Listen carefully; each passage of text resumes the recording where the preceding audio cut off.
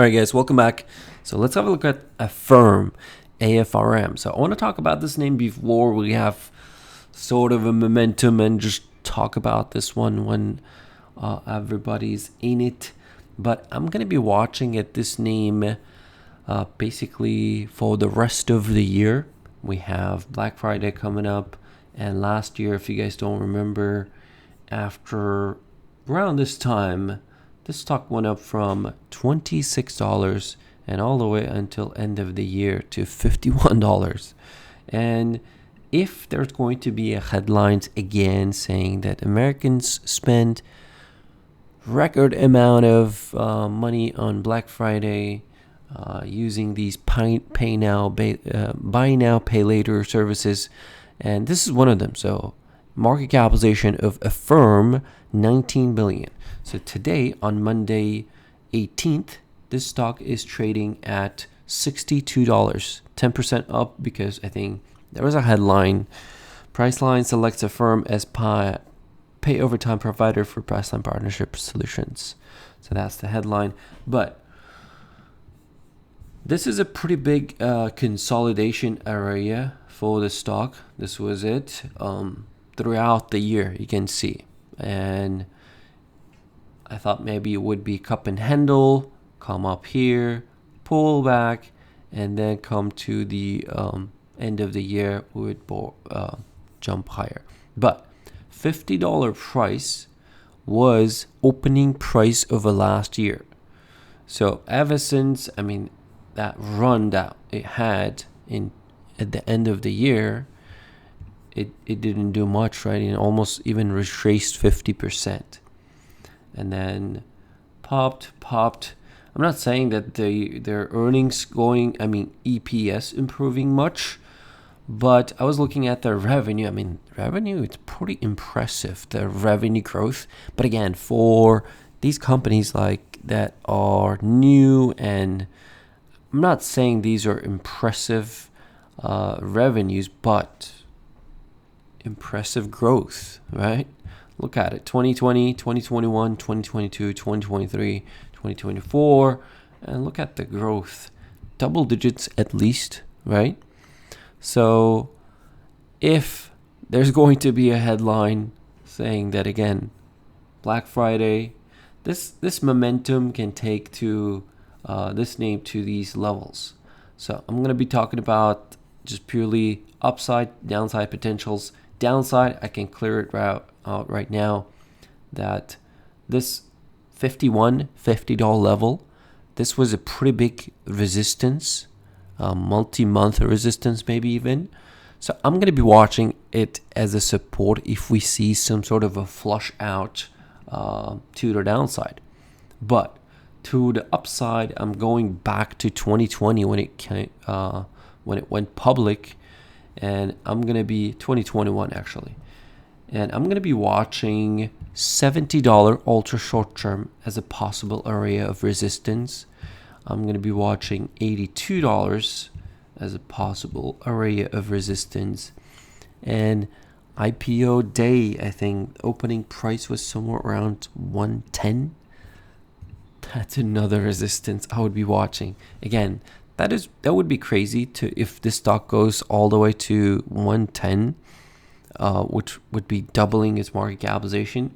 I don't think that it's going to happen really fast, but we can take a look at option market and say, okay, so I don't have a position, I'm not trading it, but let's say I'm biased a little bit to the upside, and I want to know what's the option market is pricing. So option market is saying that IV is elevated, of course. Today it's jumping 10% on a Monday in the first 2 hours of market open. $13. So 78% IV, $13 up or down by December 27th. So that would put the stock, if it wants to go up to those 75-ish levels, right? Or $80. So that would be around $75, $13. $75 if you take a look at the IV, implied volatility in the contract price, $2.50 to 96 at the ask.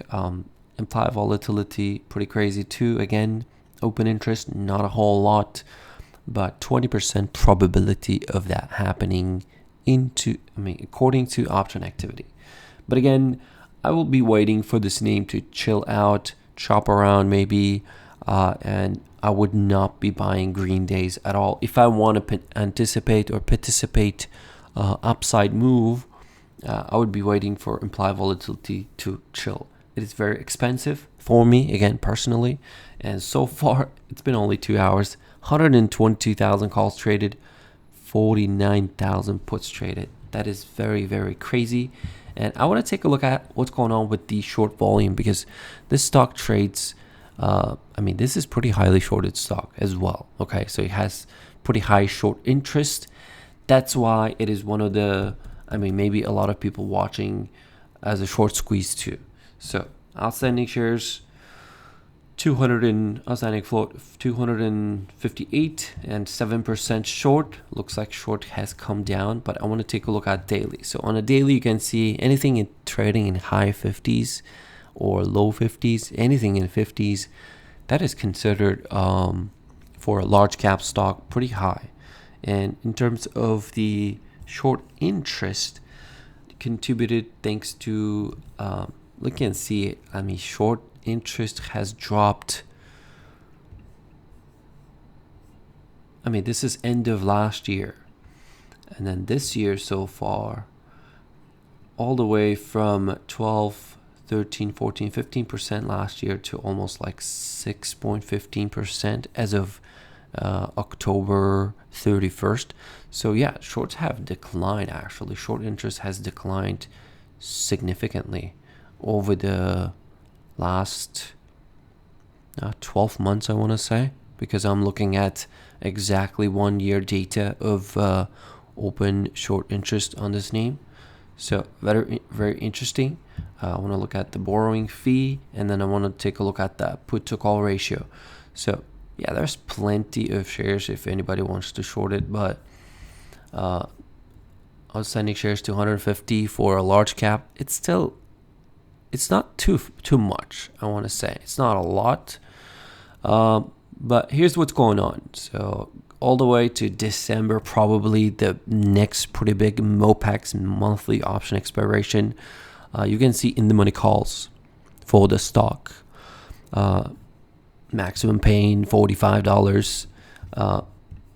43,000 open interest calls versus only 339 puts in the money. Of course, stock is pushing higher, and people, the stock contracts that were maybe in the money, they became outside of the money. That could be the case, but there's clearly more in the money calls, and put to call ratio about the same. Okay, I don't want to say that there's like clearly more put open interest versus then calls. No, but clearly positioning. Even like if you take a look at December 6th, these people are just covering that Black Friday event, and they're just positioned to pop off the Black Friday data. You can see like outside of them, there's literally puts like 6,000 puts and calls like 90,000 calls, 80,000 calls. So that's what's going on. So if you are anticipating any move, those are the levels I would be watching, $70-$80. But aftermarket, after Black Friday, premiums will get cheaper. And then if we see this name, on a profit taking, people take profit and then pull back, and then end of the year melt up. I would trade similar price action last time it did something like this.